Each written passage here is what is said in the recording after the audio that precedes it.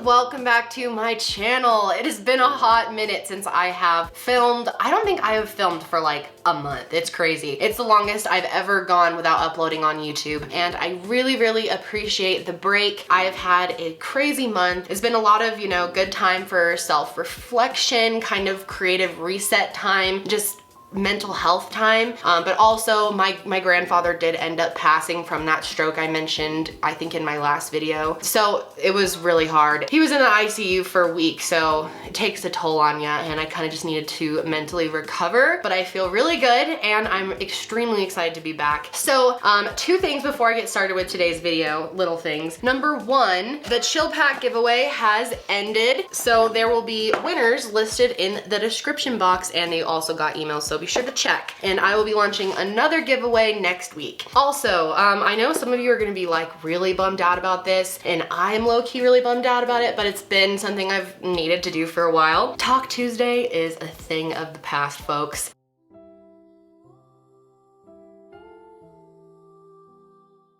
I'm sorry, I know a lot of you guys love the little intro song, and I've been using it for years, and the intro song is really why I kept the series, because I loved it too and it was fun to sing every week, but it really doesn't make sense because like it was a talk thing back when I had a makeup channel. I called it Talk Tuesday because I was talking while doing my makeup, and now I'm just always talking and I'm always telling you a story. It's not really like opinions.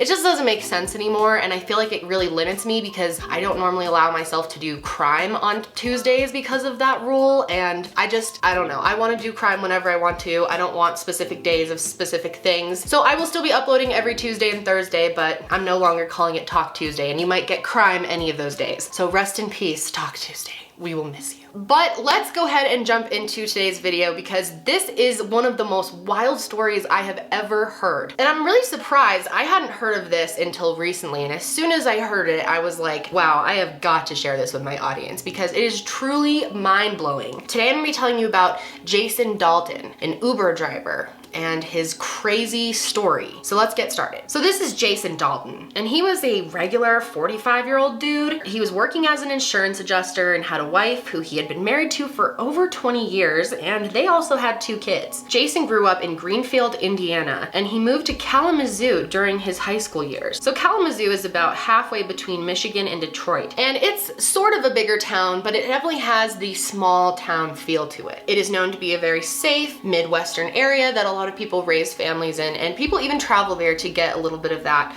simple life. So when Jason was in high school, he was actually the co-captain of his football team, and he was a really good student, had good grades, and his friends described him as someone who was never really looking for any trouble, was very easygoing. So he went on to attend Kalamazoo Valley Community College, and he graduated in December of 1992 with an associate degree in law enforcement, but he did not enroll in the school's police academy program. He married his wife Carol in 1995, and the couple had 2 children together, and they were 10 and 15 at the time of this incident. Now, Jason Dalton was described as a really nice guy, like a family man, just your average dude. According to one of his old friends, Jason had tried to become a police officer in Michigan and some of the surrounding states, but had no luck. He had no interest in moving away to find a police job, so he just stayed put. So instead, he decided to attend WYO Tech and study auto body work. And this is all the way in Laramie, Wyoming, which is kind of far from him. And the whole distance thing must have not actually bothered him as much as his friend said, because Jason ended up working at a BMW office in New Jersey. And this allowed him to get jobs as a mechanic and eventually as an insurance adjuster. Jason loved to tinker with cars. He loved to he just really liked cars. And he also really liked guns. And apparently at some point in his life, Jason had experienced a break-in, and whoever broke into his house, or I think it was just his garage, stole a bunch of his tools. And it was after this that he started buying guns to protect himself. Now, around this time, Jason was described as having possibly a bit of depression. He was acting depressed, but no one knew what was coming. So we are going to go to February of 2016. This is when Uber was just kind of starting to, spread out to all the different cities across the country, and they had just come to Kalamazoo. So Jason decided to sign up as an Uber driver, thinking this was, a good opportunity to make some extra coin. He specifically was saving for a vacation that he wanted to take. So he ended up doing the whole Uber thing, and he was driving a silver Chevrolet Equinox. And up until February 20th, 2016, Jason had pretty good ratings from his Uber clients. But on February 20th, Jason was having a normal day. Nothing bad had happened. It was going pretty well. Earlier that day, he met up with a friend, and the two of them went to a couple different gun stores, which was actually pretty typical for them. They did like to go to these stores, I guess, and hang out. When he was at this gun store, everyone that was there said he was in a pretty good mood and seemed normal. But after he had separated from his friend, it was actually 4:21 to be exact, and Jason was on his way to pick up his first Uber passenger for this shift, and his name was Matt Mellon. Matt had actually left his car at a friend's house the night before, so he was taking an Uber to his friend's house to get his car and drive it back home. When Jason arrived, he actually had his dog in the back seat, so Matt hopped in the front seat. And at first, nothing seemed weird to Matt. He said this was a typical Uber drive. And during the ride, Jason got a phone call from one of his kids, and he answered it on the speaker so Matt could hear him talking to his son. And he said they talked for a couple minutes, and he was basically wondering if Jason would be coming home for dinner that night. And this is so strange. Right after he got off the phone,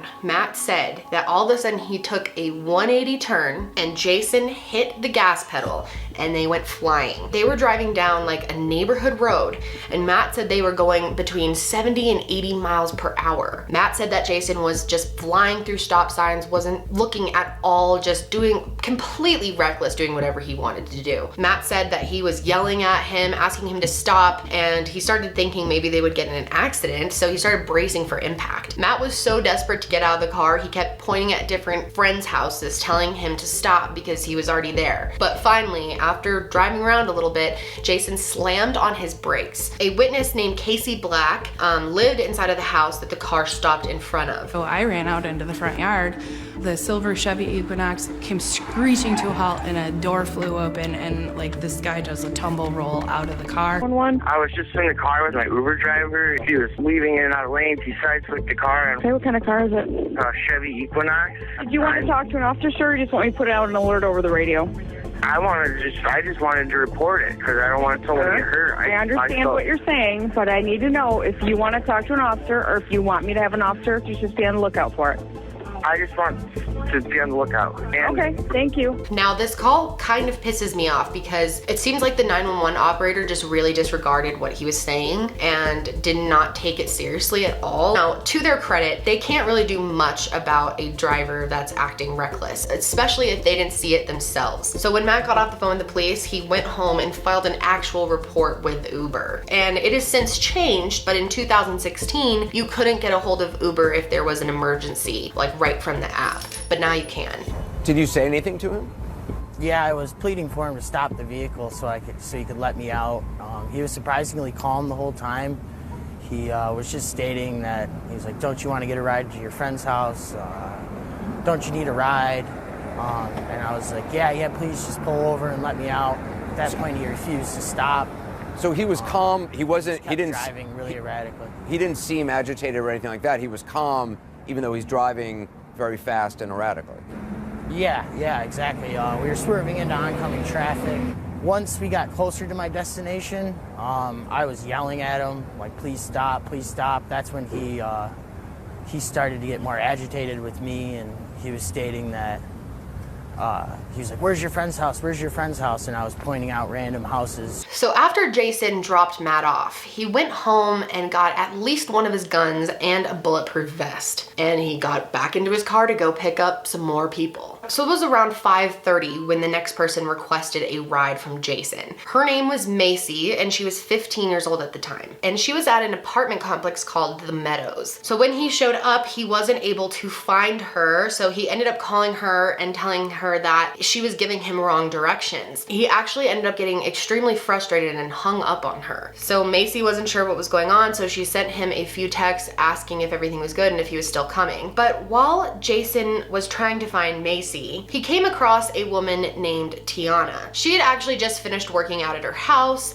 and her daughter had a couple friends over, and the girls wanted to go over to a different friend's house to play, so Tiana said that she would walk them there safely, and so that's what they were doing. Her daughter had 4 friends, so it was 5 girls and her, and while they were about to walk across a street, Jason pulled up right next to them. He kept asking if she was Macy, which she wasn't, but he for some reason thought she was and kept insisting, but she kept saying, no, I'm not Macy. And he was driving really crazy, so she kind of said it in a bitchy way, you know, like, dude, what the fuck? So he got really mad at her, he sped away and then turned back around, came flying back towards her, and this time he had a gun pointed out the window. And from there, he just started open firing on all the girls. Tiana yelled to the other girls to run and not to stop, which is a great tip because, you know, you never know how good someone's aim is, and if you're a moving target, you're a lot harder to catch. Tiana was shot a total of 4 times, and a neighbor ended up hearing the gunshots and came outside. And then I heard a woman. She wanted to know about her kids. She was coherent. A bunch of people just like came out and started like helping her. They quickly called 911, but she was immediately asking if the kids were okay, and thankfully they were. Please don't move. They coming, okay? Please don't move. We got the kids. Please don't move. I've never met her. This was the first time, and it's the wrong way to meet your neighbors. She's very lucky, and those kids are very lucky too. You physically blocked some of those bullets. Would I do it all over again? Hell yeah, I'd do it again. Oh my gosh, imagine 6 of them. That's really, really lucky for none of them to have died. Tiana was obviously brought to the hospital to treat her gunshot wounds, but she did survive. So at this point, police are starting to kind of put together that this might have something to do with the call that came in earlier from Matt Mellon saying that he had this crazy Uber driver. And with this new report coming in, they said it was a silver Equinox. They also said there was a dog in the back seat. So they connected this right back to the first caller and figured out that this is some type of Uber driver that's harassing people. So the dispatchers ended up calling Matt back, and he had actually gotten the name from Uber. Hello? Hi, did you call earlier about the Uber driver? Yeah, he picked me up from my house. Did you guys catch him, or? No, we were just trying to see if he was involved in another incident. Okay? I have his name from Uber. It's Jason. So he sends in Jason's Uber profile picture, which was a pretty clear picture. Now, what is really unfortunate is the police really missed an opportunity here, I think, to possibly contact Uber and get this account suspended immediately so he couldn't continue to get unsuspecting passengers, but they didn't. Not long after this happened, at about 5:45, Jason ended up running a red light and sideswiping a car. It turned out to be a man named Jordan Loomis who was driving his wife to go get some ice cream. So they pulled over and called 911. Kalamazoo County 911. Hello. I needed an officer to come out. I was just involved in an accident where a guy ran a red light and hit me in an intersection. At this point, he's still driving a silver Equinox, but now it has some damage to it, so police can kind of, you know, see him more easily. His car is more identifiable. So a little bit after this, Jason ends up calling his wife. He asks her to meet him at his parents' house because he wants to switch cars. Now this is crazy,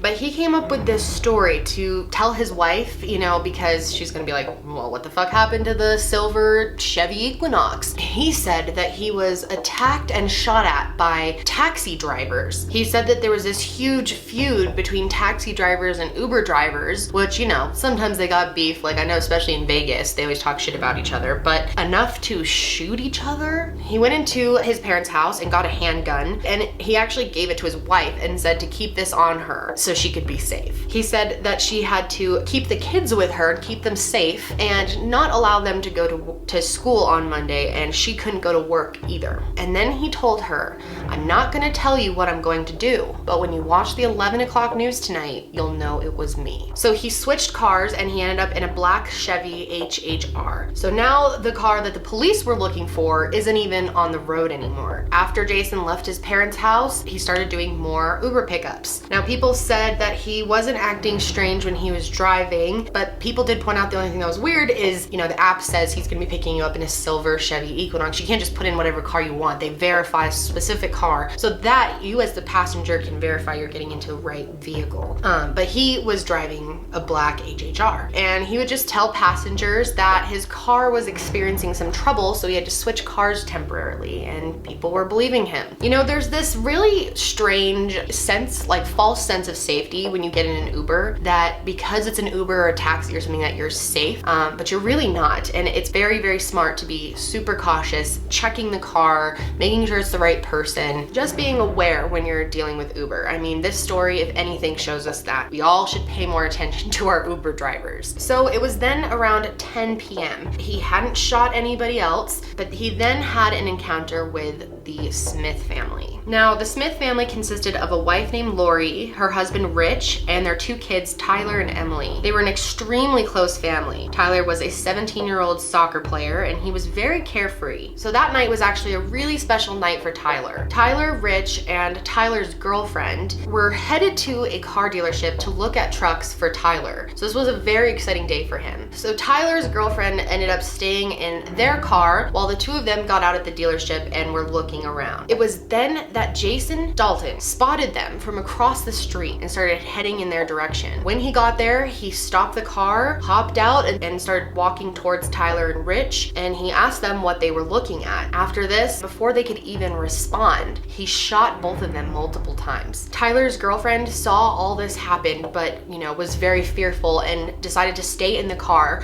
until Jason left. Good move. And as soon as he was gone, she ran out, got Tyler's phone out of his pocket, and called 911. Hi, we just drove by the Kia. What road are we on? 94 Business, and a guy just shot some people in the parking lot. 911, emergency. Yes, my boyfriend and his dad just got shot at the Fury Auto Group. Are they on the ground? Yes, and they're not moving. Okay, stay on the phone. I gotta get officers en route. Okay. And unfortunately, it was too late. By the time the police got there, they were both pronounced dead at the scene. So horrible. I mean, this father and son to just shoot strangers point blank. So bizarre. I don't know where he came from. He came like from over here. The police officer got there, and so he's like, I'm sorry, ma'am, but your husband and your son were shot. And they didn't make it, and then I just screamed. And then I had to tell my twin sister, I said, you know, the father and son that were shot at Sealy? And she's like, no, it's not them. And I said, yeah. So then, less than a half hour from when Tyler and Rich were killed, there was a report of another shooting at a Cracker Barrel. Kempsey County 911. I'm at the Kalamazoo Cracker Barrel, and there's been gunshots in a car. Okay, hold. Has anybody been hit? 2 cars have been shot up. Unit, shots fired. Cracker Barrel. Multiple shots fired into a car. And this was about 5 or so miles from the car dealership. And 2 cars in the parking lot were shot at, right into the cars. Anyone hurt? Now this is really, really sad because in this car were really unsuspecting older women that had been friends for a really long time. There was Mary Jo Nye, Mary Lou Nye, Dorothy Brown, Barbara Hawthorne, and all 4 of the women were friends. Mary Jo and Mary Lou were sister-in-laws. There was one more person there, a young child. 14-year-old Abigail was hiding kind of towards the bottom of the car. Officers came up and they were all shot at, so they figured everyone in the car was dead. They, looked and everything, but then they noticed that there was a little girl in the car. Now, this little girl actually called Barbara her grandmother. She wasn't actually her grandmother, but she was really close with her. They had like a really close relationship. That night, a bunch of women had gone to see a live performance at a theater, and they were at the Cracker Barrel afterwards just to get some late night food after. Mary was in the minivan, and then there was another car next to it with the rest of the women in it. Now, Abby, the little girl, got shot in the head. She was rushed to the hospital, but obviously that's a very, very hard injury to come back from. Her parents were just devastated and drove to the hospital to meet her there. And when they got there, they were told that she likely would not make it. I mean, she was shot in the head. Her mom just sat with her thinking she was in her final moments. A couple hours later, she flatlined. Then they tried to do CPR. That was horrific to see. We told them to let her go. If it was meant to be, it was meant to be. At that point, we started to say our goodbyes. When something crazy happened. I was holding Abby's hand, and I looked right at Abby, and I said, Abby, if you can hear me, I said, this is Mama. I said, give me a sign. And she squeezed me. I knew right there she was back, and that she was going to fight like holy hell. So Abby surviving is an absolute miracle. Abby was still alive. They turned on all the machines, quickly saved her, and this little girl was so tough. After many surgeries and a lot of rehab, she eventually recovered. You know, she's still struggling with a lot of things, but for the most part, she has recovered. Sweetie. Can you wave?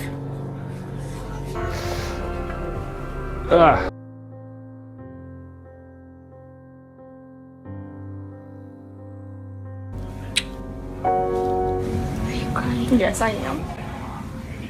Amazing story. So after that shooting had happened, Jason decided to continue picking up Uber passengers. And apparently when people were riding in his car, they would ask him jokingly if he was the shooter because, you know, the word was starting to go out that there was an Uber driver that was like shooting people. And I can't imagine ordering an Uber if that was going on. But anyway, he would just respond to them and say, no, I'm just tired. I'm sure he seemed a little weird. So keep in mind, the police do know what he looks like and they know his name. They had reports that this was a Chevy HHR now, so they were looking for that car, and they actually pulled over 7 or 8 of these cars before they actually found Jason, and they did.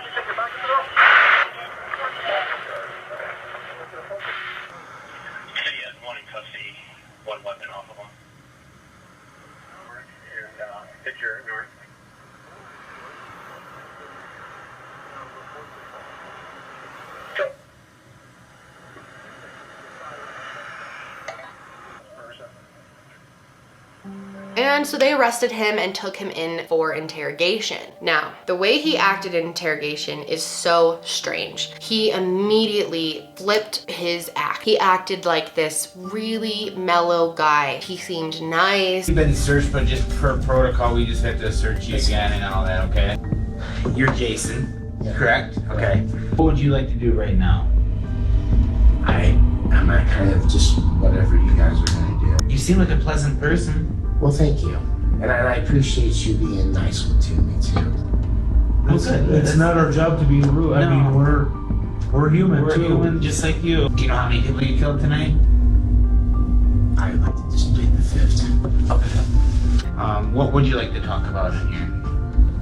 I really don't want to talk about anything. Except whenever they would bring up, you know, you killed people tonight, like how many people did you kill or why'd you kill them? He would just say, I plead the fifth. So it was really, really strange. But after kind of like buttering him up a bit, being nice to him and stuff, he finally started talking. And he started telling the whole story all the way back from when he picked up Matt and started driving out of control. He admitted to that. He admitted to hitting another car. He admitted to driving to the apartment complex. Reached in, I grabbed my Glock and And what's so weird is the way that Jason talked about this was so matter of fact, or almost like he was telling the police about something he had witnessed versus something he actually did. And I believe that I don't. The whole magazine there. I know I killed her. And I don't even... Why do you assume that you killed her? Because how could you survive that many gunshots? He then started talking about his encounter with Mary Lou, who was one of the women at the Cracker Barrel. And he said that he went up to her and asked if she had $1 to spare to make America great again. And she said no, and he shot her. Now, after a while of talking to Jason, investigators asked him why. Why did you do this? And his response was fucking wild. I know that you guys are gonna have a hard time believing this, but it literally took The Uber app? Yes. I really didn't even see what the symbol. I just tapped it, and then it was like a devil head that popped up. It was some sort of like horned head, like a cow head or something. And I pressed that button, and that's where all the problems went after that. So yeah, pretty crazy. When I first heard this story, I was blown away by him saying this. Like, wow. So, I mean, the question here is, did he really think that that was true? Did he really think his Uber app was like possessed by a devil? Or did he come up with this story when he was driving around thinking about what he was gonna say? I don't know. A lot of people think that he just said this in order to be considered possibly mentally ill or insane. You know, it kind of seems something schizophrenic to see a devil thing on your phone and do something. It's an easy blame. It's a way to blame it, and you'll get probably a lesser sentence if you can prove you're mentally ill. So a lot of people think that's what he was doing, trying to act normal but acting kind of strange at the same time. So obviously he was taken into custody and it moved to trial. So his trial began on May 20th. Now obviously the first person that he shot at was Tiana, and she survived. So she was able to be a witness. Now this is very, very hard for victims to stand in front of someone that tried to kill them and confront them or tell the truth in front. You know, it's very, very overwhelming. So Tiana was on the stand doing this when Jason started harassing her, trying to intimidate the witness, as they call it, but he was trying to freak her out. He started acting insane too, like totally, I think he was totally putting on a show. I saw it. Intimidator cars. Black bags. They're black bags. If people drive around and you look at them, it gets real like, hey, it's time people look. So this is your attorney, right? Yeah, you need to get to Temple because you need to get going because it's called intimidator bags. You need to be quiet in today's proceedings, okay? Yeah. So, Ms. Carruthers, are you okay? Or do we need to take a minute? Take it.